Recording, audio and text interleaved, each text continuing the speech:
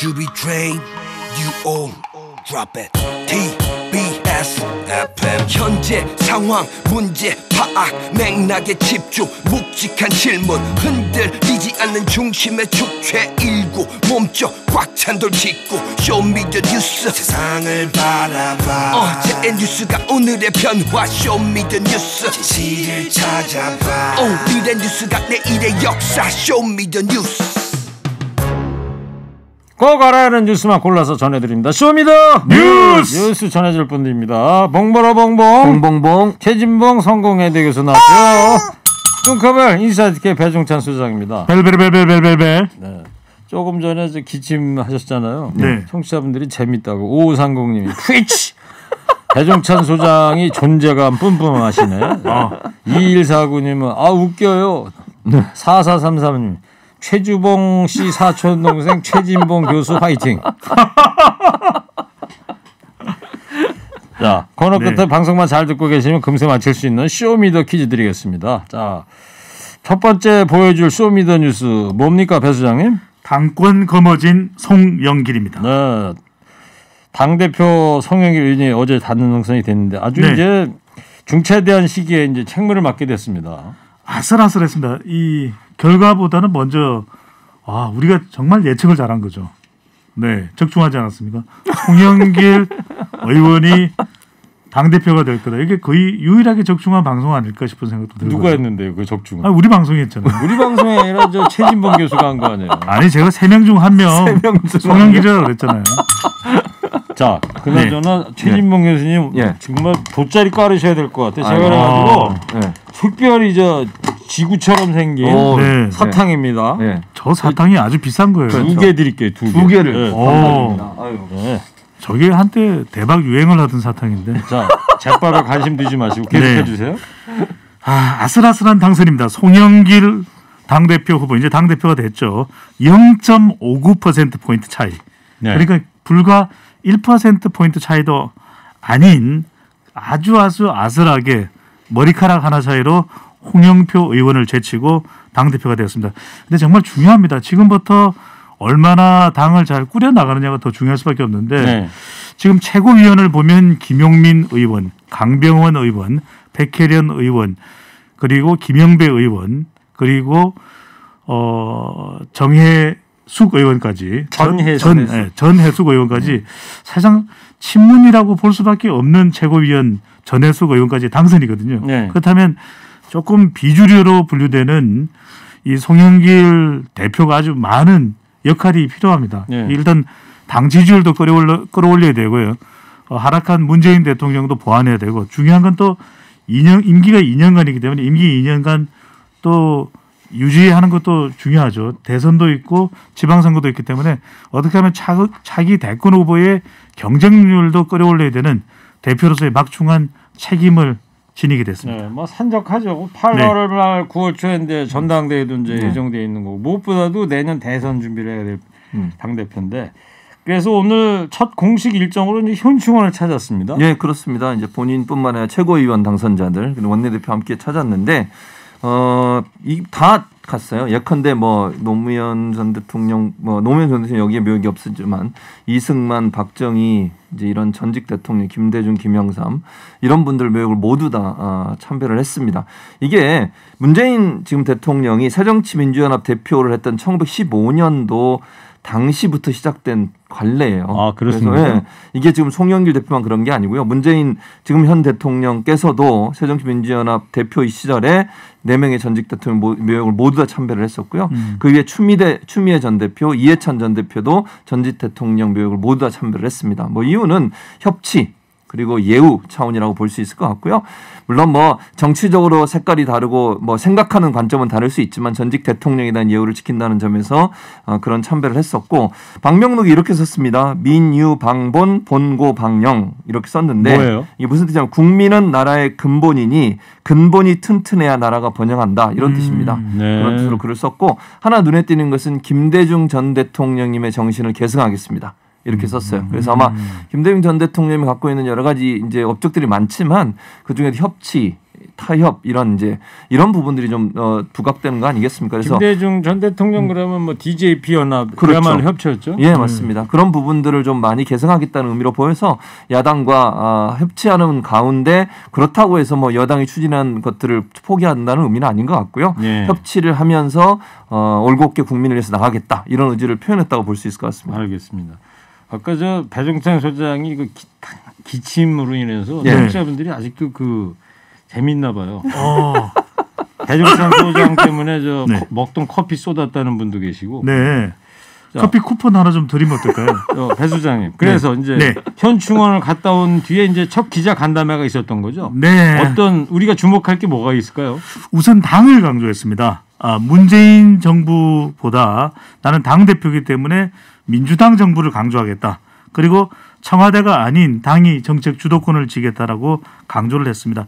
그만큼 정당 지지율도 끌어올려야 되고 또 문 대통령 지지율도 보완하는 역할을 하기 위해서는 또 당의 경쟁력이 필요하거든요. 차기 대통령 선거도 아주 중요하고 그래서 일단 봉화마을 참배를 미루었다. 그런데 이제 봉화마을 참배를 미룬 것은 오는 23일이 노무현 대통령의 기일입니다. 그러네요. 이날 참석을 할 수도 있겠고요.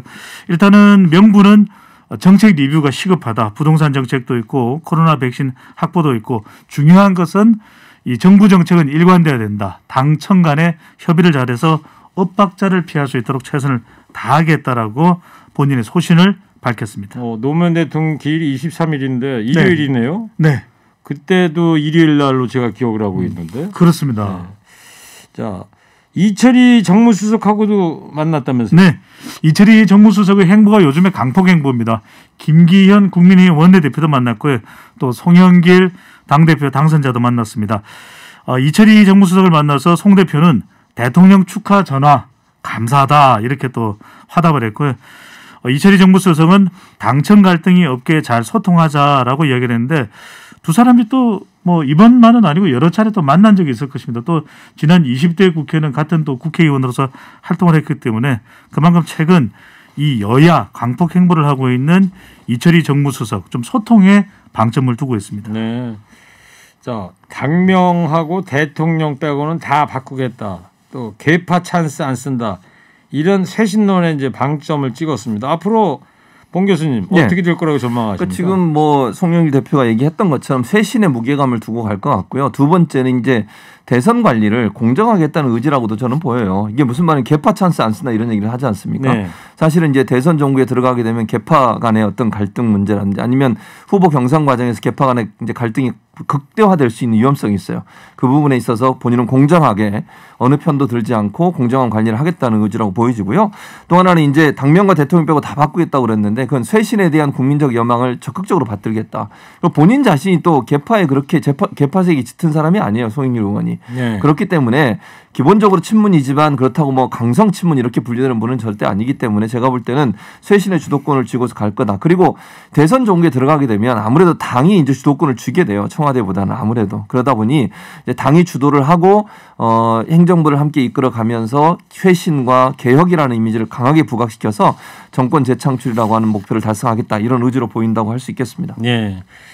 그 다음 쇼미더뉴스 넘어가기 전에 최 교수님. 예. 그 지난주에 송영길 대표가 될 거라고 점을 치셨는데 그랬었죠. 그때 당시에는 어떤 뭐 근거가 있었어요? 간결하게 좀 설명 좀 해주세요. 간결하게 말씀은 두 가지 근거가 있는데 첫째는 지속적으로 그 여론조사 결과, 당원들이나 대의원들에 대한 여론조사 결과가 대체로 약간 높았습니다. 송영길 후보가 3명 중에 물론 차이는 근소한 차이였지만 그게 첫 번째 이유고요.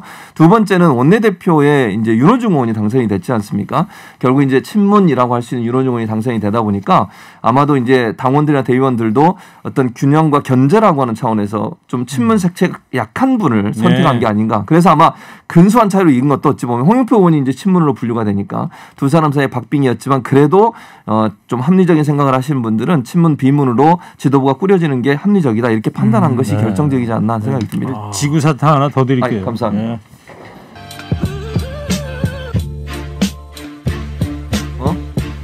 네, 배 수장님 약간 좀 침울해 하시는 것 같아요. 사탕 못 받으셔가지고. 저는 다 괜찮은데 지구사탕이 한쪽으로만 쏠리면 기울어지지 않을까요? 자, 쇼미더뉴스 두 번째 어떤 뉴스 보여줄 거예요? 북미 탐색전입니다. 네. 바이든 미 대통령의 의회 연설에 북한이 아주 뭐 주말에 이제 격한 반응이 나눴습니다. 네, 먼저 이제 바이든 미국 대통령이 어떤 의회 연설 내용이었기에 북한이 이처럼 격한 반응을 내놨을까? 바이든 대통령의 의회 연설부터 먼저 살펴보겠습니다. 지난 28일 첫 의회 연설에서 바이든 대통령은 미국의 안보와 세계 안보에 심각한 위협이 되는 이란과 북한의 핵 프로그램에 대해 우리는 동맹국들과 긴밀히 협력해 외교와 이 부분입니다. 단호한 억지, 스턴 디터런스를 통해 양국이 제기하는 위협에 대처할 것이라고. 그러니까 이 단호한 억지라는 표현이 굉장히 강한 표현이기 때문에 네. 강경 노선 아니겠느냐. 그래서 지금 미국이 이란에 대해서도 핵 더 이상 할 수 없다 이렇게 이야기를 했었는데 이게 오바마 대통령 때는 상당히 유연했거든요. 그래서 오바마 대통령 때로 돌아가는 것 아니냐 생각했는데 바이든 대통령이 이란에 대해서도 처음부터 다시 논의하겠다. 이렇게 하면서 이란과의 관계도 상당히 난감해졌거든요. 그런데 이란과 동등한 위치에 북한을 두겠다고 하면 상당히 강경하다. 이 부분에 대해서 북한은 이렇게 대응을 했습니다. 조 바이든 미국 대통령이 외교와 단호한 억지를 통해 북한의 핵 위협에 대처하겠다고 한 것에 대해 미국 집권자는 지금 시점에서 대단히 큰 실수를 했다고 무차별 경고를 했습니다. 예. 또 김여정 부부장도 뭡니까 대북 전단에 대해서 네. 예, 좌시하지 않겠다. 잠시 이따가 설명을 드릴게요. 아, 그럴 겁니까? 네. 예.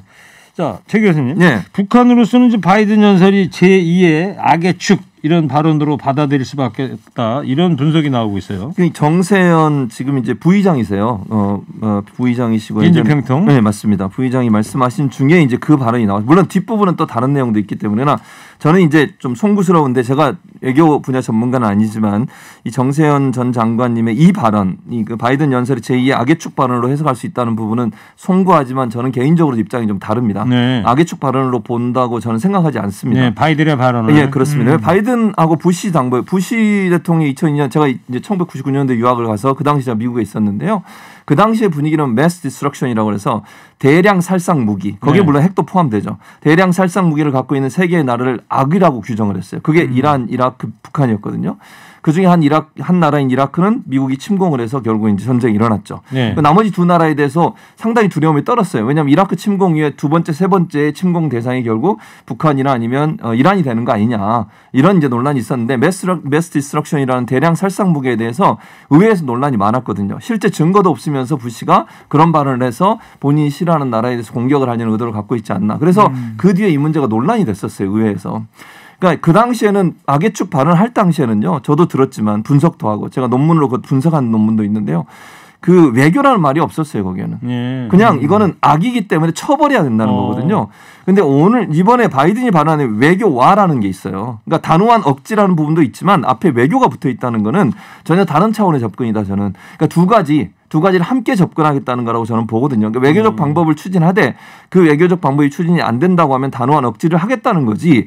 무작정 단호한 억지를 한다고 보진 않아요. 그리고 공화당과 민주당 정부의 다른 점이 이런 점이거든요. 공화당 정부는 부시 같은 경우 공화당 정부인데 본인들이 생각할 때 악이라고 규정한, 그러니까 종교적 관점에서도 악이라고 볼 수도 있어요. 그 악은 이 세상에서 제거돼야 될 대상인 거예요. 협상과 타협이 없는 거죠. 네. 그런데 이 바이든 행정부는 그런 차원은 아니고 외교적 노력을 하겠다는 것이고 알겠습니다. 당장 다른 나라를 침공하려는 계획이나 전쟁을 일으킬 계획이 없기 때문에 제2의 악의 축 발언과 동일한 선상에서 보기에는 약간 차이가 있다고 보여집니다. 알겠습니다. 아주 명쾌한 해설이십니다. 사탕을 다 드려야 될 것 같은데요.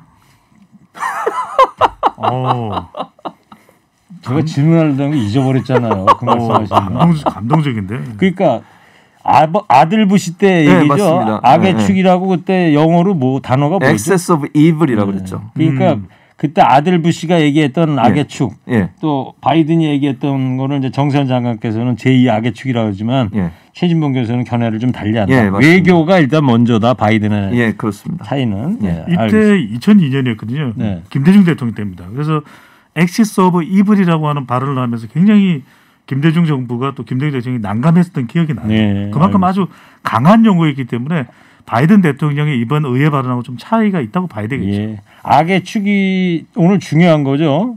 네, 악의 축이 중요해요. 밑줄 몇 개 칠까요? 밑줄을 저는 늘 200개를 주장합니다. 200개. 왜 200개 쳐야 되죠? 그냥 200개가 생각이 났는데요. 200개를 치시면 뭔가 받을 수 있다는 희망이 생긴다고 저는 생각합니다. 별로 뭐 품격 있는 밑줄은 아닌 것 같습니다. 악의 축이 오늘 중요하다. 네. 예. 자, 배 수장님. 네. 이제 화살이 이제 우리 정부한테 이제 향한 거예요. 대북전단 살포에 또 강력 반발했어요, 북한에서.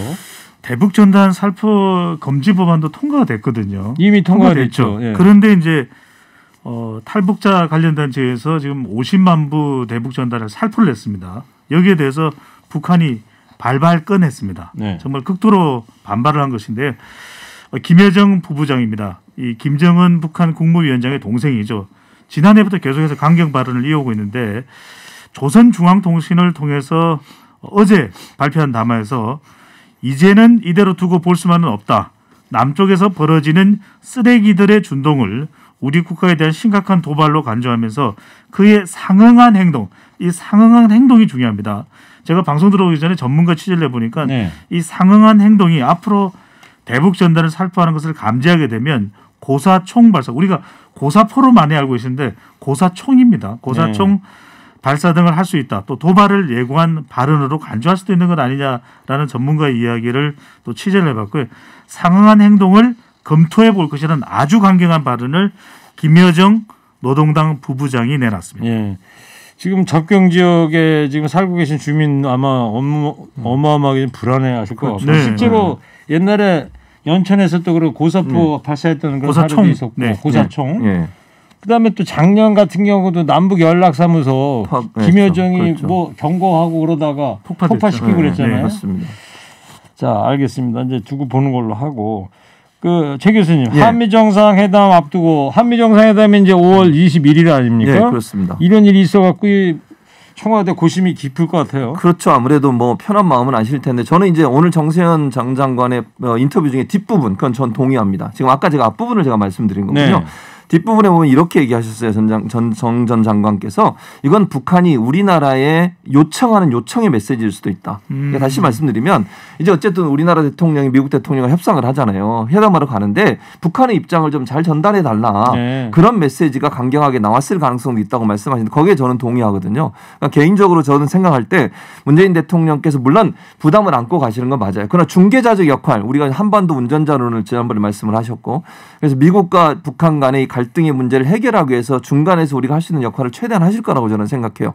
한반도 평화 프로세스가 미국에 어떤 도움을 주는 건지 또 한반도 평화 프로세스를 통해서 어떻게 북한 핵 문제를 해결할 수 있는지 하는 부분에 설득을 할 텐데 그 과정에서 어쨌든 북한과 미국의 채널이 아직까지 공식적으로 가동이 안 되고 있으니 문재인 대통령께서 그 부분을 조율하는 역할을 하실 겁니다. 물론 부담이 될 거고 지금 양쪽 다 강경하게 나오고 있는 상황이어서 쉽게 풀릴 수 있는 문제는 아니지만 그러나 뭐 제가 볼 때는 여지는 있다고 봐요. 그러니까 북한 입장에서도 이런 태도를 취하는 것이 그 막판까지 가자는 개념은 아니라고 저는 보거든요. 그러니까 본인들의 의사를 적극적으로 반영하려는 의도라고 보여지기 때문에 그 부분을 대통령이 잘 설명하시고 북한이 지금까지 해왔던 여러 가지 행동들을 얘기하면 아마도 바이든 행정부도 일정 부분 좀 받아들이지 않을까. 그래서 저는 그렇게 비관적으로 보지 않습니다. 예.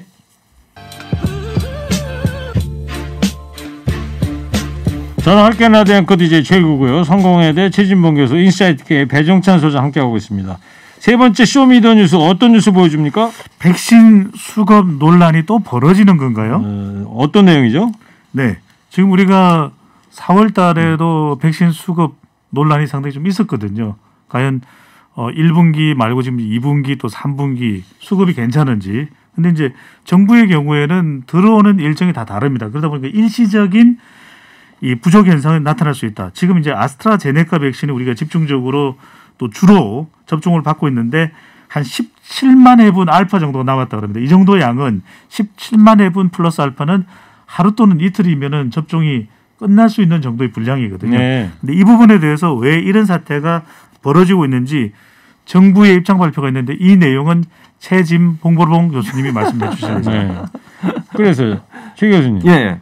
정부는 지금 문제가 없다는 메시지를 국민들한테 내고 있어요. 네, 그렇습니다. 그러니까 현재 잔량이 우리가 생각해서 완전히 바닥난 건 아니고 잔량이 있는 상태인데 지금 배종찬 소장이 얘기했던 것처럼 기본적으로 잔량이 좀 적다 이렇게 얘기할 수 있겠죠. 그런데 이게 계속 지금 들어오고 있는 상황이라는 거예요. 예컨대 지금 화이자 백신 같은 경우에도 5월 5일 날 또 들어올 계획이 있고요. 아스트라제네카 백신도 들어오고 우리나라에서 생산된 아스트라제네카 백신은 일단 우리나라에 먼저 공급할 계획을 갖고 있기 때문에 기본적으로 백신이 완전히 동이 나거나 아니면 백신 접종에 차질이 생기는 가능성은 없다. 오늘 이제 또 한 번 발표를 합니다. 구체적으로 5월, 6월에 어떻게 접종을 할지 계획을 발표를 하고 또 순번 그러니까 누가 먼저 맞을지 하는 부분도 발표를 하기 때문에 이거 발표를 들어보시면 네. 구체적으로 어떤 내용인지가 나올 텐데 아직 구체적인 내용은 나오지 않았어요. 다만 인터뷰상에서 현재 5월, 6월까지 계획되어 있는 접종에 문제가 발생할 가능성은 낮다고 지금 얘기를 하고 있는 상황입니다. 지금 정부 목표가 6월 말까지 인구의 1,200만 명분 접종이 목표로 되어 있는 거 아닙니까? 네. 자. 여준성 보건복지부 장관 보좌관도 일부 언론에 백신 보릿고개 백신 가문 보도가 나오는데 이거 사실이 아니다 이렇게 못 박았다고 그러지 않습니까? 그렇습니다. 이분이 누구냐면 정책 보좌관인데 이분이 SNS 글을 올렸어요. 바닥나지 않았습니다. 글을 그대로 제가 읽어드리면 4월 30일 기준으로 화이자 재고량은 34만 명분이고요. 5월 5일 추가 도입이 확정돼 있다. 그래서 추가적으로 안정적 공급이 이루어지고 있다. 그래서 문제가 없다는 얘기를 하고 있는 거예요. 왜냐하면 언론들이 지금 백신이 바닥났다. 화이자 백신 같은 경우에 지금 1차 접종 맞고 2차 접종 맞는 사람들 때문에 접종이 못 되고 있다. 제한하고 있다. 이런 논리들을 계속 펴고 있는데 이분 말에 의하면 보좌관 말에 의하면 추가적으로 계속 백신이 들어오고 있기 때문에 그렇게 문제가 되는 상황이 아니고 백신이 바닥났다는 말은 원래 맞지 않다. 또 하나 말씀을 드리면 사실 이제 접종을 우리가 1차 접종을 늘리려고 하다 보니까 2차 접종에 쓸 부분들 일정 부분 땡겨 쓴 건 맞아요. 근데 그런 이유가 뭐냐면요. 전문가들의 따르면 화이자 백신 같은 경우 1차 접종만 해도 예방률이 90%예요. 그냥 가능한 한 많은 사람이 1차 접종을 끝내고 2차 접종 오신 분들을 또 차례로 맞추도록 하다 보니 1차 접종 신청하는 분들의 순서가 조금 미뤄지는 건 맞다. 근데 그것이 백신이 고갈이 되거나 아예 백신이 안 들어와서 문제가 발생한다고 얘기할 수는 없다는 것이죠. 쇼미더뉴스에서 하나 제안을 하면 긴급 제안을 하면 이게 정보가 계속해서 파편적으로 이어지다 보니까 국민들이 잘 기억을 못 하거든요. 오히려 중앙방역대책본부가 2시 반이나 4시나 이렇게 발표를 하실 때 뒤에 백신 관련 현황판을 하나 마련하면 좋겠어요. 백신 현황판을 만들어서 매번 보여주면 국민들도 잘 기억하고 또 혼선을 줄일 수 있는 최선의 방법이 아닐까라는 생각을 해봅니다. 근데 저희가 이제 라디오 매체라서 유튜브 보시는 분은 제한적이라서. 그러니까 정부에서요. 정부에서 매일 두세 차례 발표하실 때 뒤에 현황판, LED 현황판을 발표 말로만 하지 말고. 네네. 이거 좋은 아이디어네요. 그러니까요. 의기소침해 있는 지구사탕 2개. 네네. 감사합니다. 네. 자, 아주 간만에 아주 합리적인 대안을 제시해 주세요. 현황판 얘기를 그 배 수장 저희도 한번 얘기를 해볼 테니까 배 수장도 좀 얘기를 좀 해주세요.